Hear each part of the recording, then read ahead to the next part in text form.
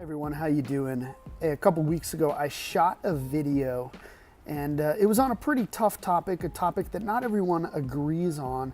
And as I was going through and editing the video, I thought to myself, oh, I should probably hit the pause button on this and post some other content around biblical interpretation so that you understand my interpretation methods for arriving at some of the conclusions that I arrived on that specific topic. So that's what this video is, and I figured you could hear from me some interpretation methods.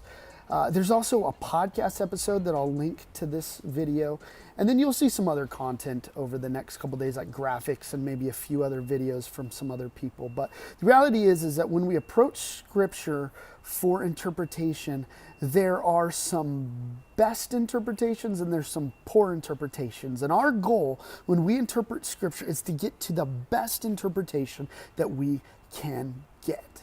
Scripture says in 2 Timothy 3 that all Scripture is God-breathed and it's profitable for doctrine, for teaching, and for correction. And as my faith tradition says, is that when the Bible is best interpreted, it is authoritative for all matters of faith and practice.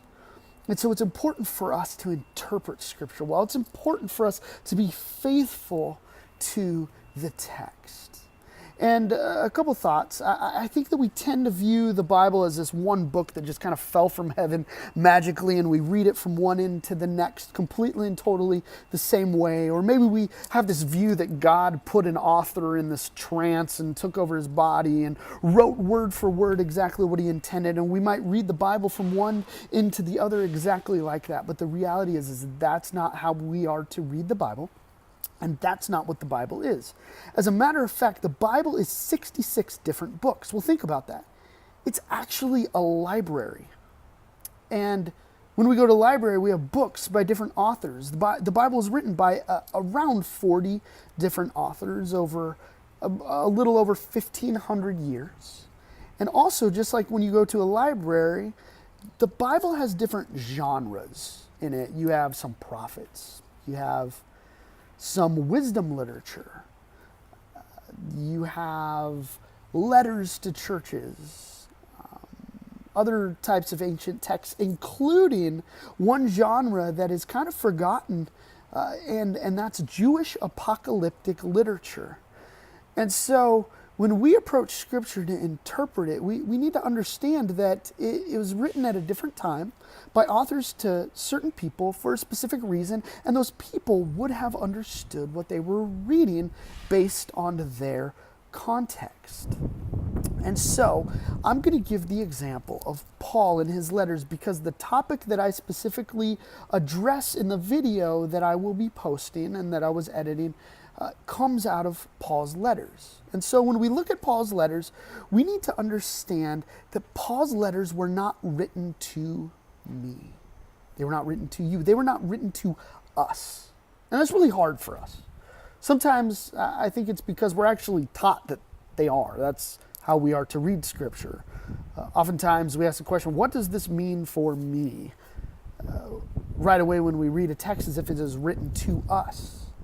And I think that especially in evangelical circles, there's specific slogans like, the Bible is God's love letter to you, or it's the roadmap for life, or it's basic instructions before leaving earth. And they shape this belief that we're at the center of it. The reality is that God is at the center of it. It is His story, and they're written by authors that wrote to specific people groups. And if we're going to understand and interpret well, we need to understand what those people groups would have understood.